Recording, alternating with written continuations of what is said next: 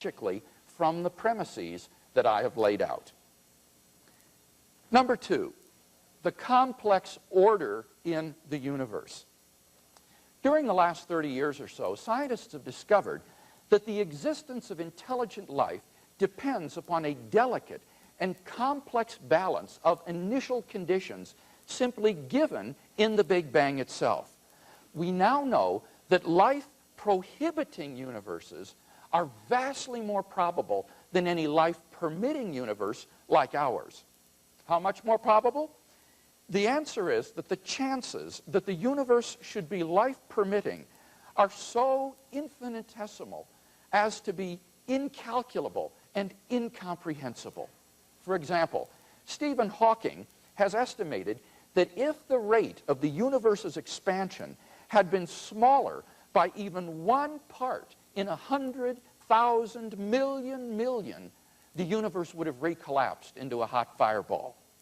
Brandon Carter has calculated that the odds against the initial conditions being suitable for later star formation, without which planets could not exist, is 1 followed by 1,000 billion zeros, at least. P.C.W. Davies estimates that a change in the strength of gravity or of the weak force by only 1 part in 10 to the 100th power would have prevented a life-permitting universe. There are around 50 such quantities and constants present in the Big Bang which must be fine-tuned in this way if the universe is to permit life.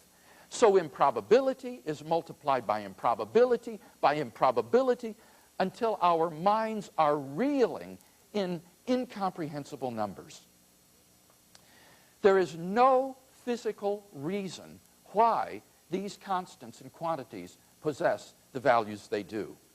The former agnostic physicist Paul Davies comments, "Through my scientific work, I have come to believe more and more strongly that the physical universe is put together with an ingenuity so astonishing that I cannot accept it merely as a brute fact."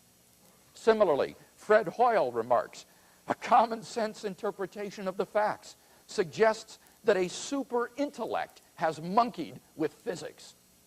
And Robert Jastrow, the head of NASA's Goddard Institute for Space Studies, has called this the most powerful evidence for the existence of God ever to come out of science. We can summarize our reasoning as follows. Premise 1, the fine-tuning of the initial conditions of the universe is due to either natural law, chance, or design. 2, it is not due to either law or chance. 3, therefore, it is due to design. Number 3, objective moral values in the world. If God does not exist, then objective moral values do not exist. Many theists and atheists alike agree on this point. Michael Ruse, a noted agnostic philosopher of science, explains, "The position of the modern evolutionist is that morality is just an aid to survival and reproduction, and any deeper meaning is illusory." Friedrich Nietzsche, the great atheist of the last century who proclaimed the death of God, understood that the death of God meant the destruction of all meaning and value in life. I think that Friedrich Nietzsche was right. But we've got to be very careful here. The question here is not, must we believe in God in order to live moral lives? I'm not claiming that we must. Nor is the question, can we recognize objective moral values without believing in God? I think that we certainly can. Rather, the question is, if God does not exist, do objective moral values exist? Like Nietzsche and Ruse, I just don't see any reason to think that in the absence of God, the morality evolved by Homo sapiens is objective. And here, Dr. Atkins would agree with me. He says, "I see no evidence for its absoluteness, and the ethics of a lion seem to be quite different than the ethics of an antelope." As for human beings, he says, we are just slime on a planet belonging to one sun. On the atheistic view, then, some action, say rape, may not be socially advantageous, and so in the course of human development has become taboo. But that does absolutely nothing to prove that rape is really wrong. On the atheistic view, there's nothing really wrong with your raping someone. Thus, without God, there is no absolute right and wrong. But the problem is that objective values do exist, and deep down we all know it. There's no more reason to deny the objective reality of moral values than the objective reality of the physical world. Actions like rape, cruelty, and child abuse aren't just socially unacceptable behavior. They're moral abominations. Some things, at least, are really wrong. Similarly, love, equality, and self-sacrifice are really good. Thus, we can summarize this third consideration as follows. Premise 1, if God does not exist, objective moral values do not exist.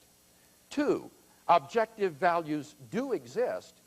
3, therefore, God exists. Number 4, the historical facts concerning the life, death, and resurrection of Jesus. The historical person, Jesus of Nazareth, was a remarkable individual.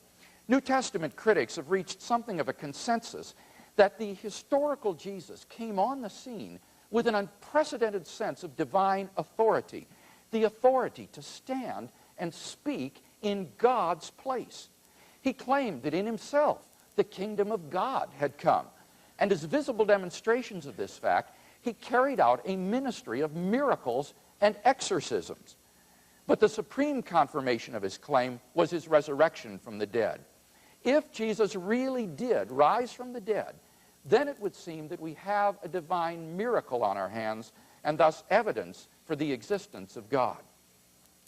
Now, Dr. Atkins says, I know of no evidence that the resurrection did take place. But there are actually 3 established facts recognized by the majority of New Testament historians today, which I believe are best explained by the resurrection of Jesus.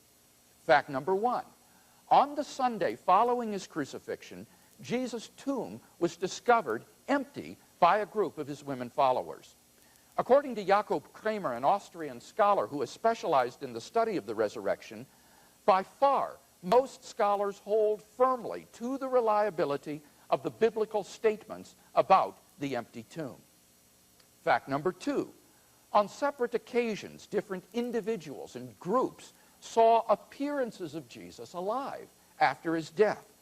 According to the prominent New Testament critic of Vanderbilt University, Gert Ludemann, it may be taken as historically certain that the disciples had experiences after Jesus' death in which Jesus appeared to them as the risen Christ.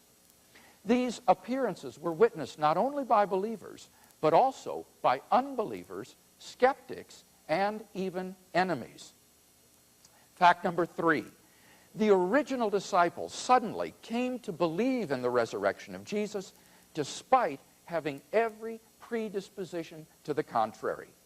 Luke Johnson, a New Testament scholar at Emory University, says, some sort of powerful, transformative experience is required to generate the sort of movement earliest Christianity was.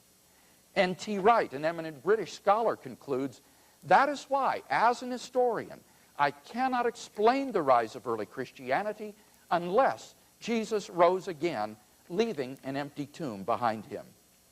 There is no plausible naturalistic explanation of these 3 facts.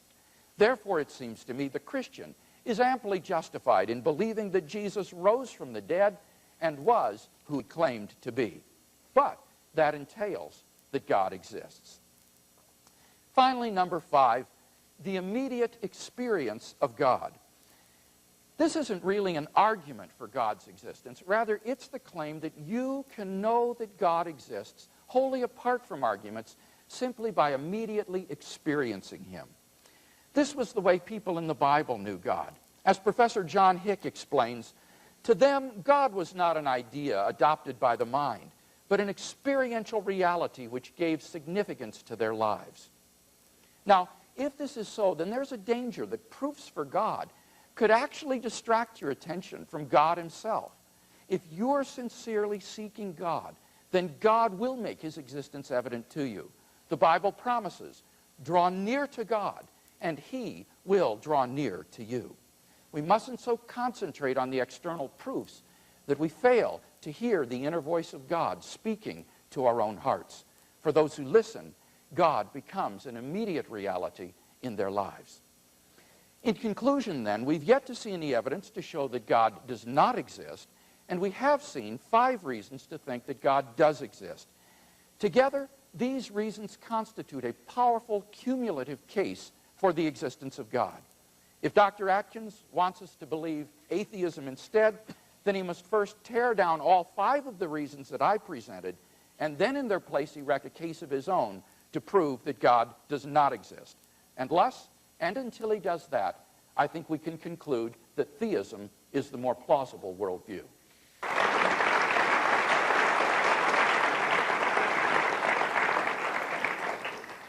Dr. Atkins.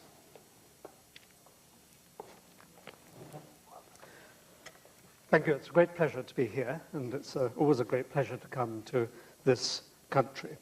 I come from a college in the University of Oxford that was founded 570 years ago when the Lollard heresy was proving a threat to both church and state. And the college was founded, and I quote from the founder's statute, to overcome those who with their swinish snouts imperil the pearls of true theology. Now, I regret to say that my own swinish snout has not been overcome, and I intend to imperil what purport to be the pearls that will be cast about this evening. But I don't intend to be negative in all my remarks. I respect the reason for all your being here, and that it's really a part of the search for truth. I intend to open your eyes to the delights of true understanding. In fact, it's my intention this evening to take your minds on a journey and lead you from the darkness of ignorance to the light of comprehension.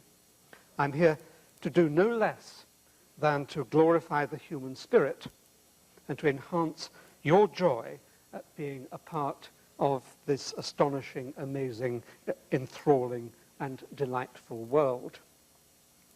Now, this journey will be strenuous and take your minds to the highest altitudes of current thought. Therefore, I have to ask you that you divest yourselves of unnecessary baggage. Your souls will have to fly with me to the heights of human understanding. They must not be weighed down with the ballast of preconception, prejudice, and that heaviest anchor of all, the conditioning that societies impose on their young. So I ask you to shed the shackles of prejudice and conditioning and listen as though intellectually naked to my words. I hope that you will gradually dress your minds in my ideas as I unfold them, and so bring enlightenment to your brains and a bit of joy to your lives. Now, our joint journey begins with a premise of great antiquity and indeed beautiful simplicity. That if a simple explanation of an event or a phenomenon is fully adequate, then a more elaborate one is not warranted. The challenge in this debate, therefore, is for me to show that everything in and of the world of the body and of the spirit can be understood without needing to invoke the action or mere presence of a God. Now, I have to stress that whereas the assertion of God as an explanation of anything has an air of sublime simplicity, that simplicity is an illusion.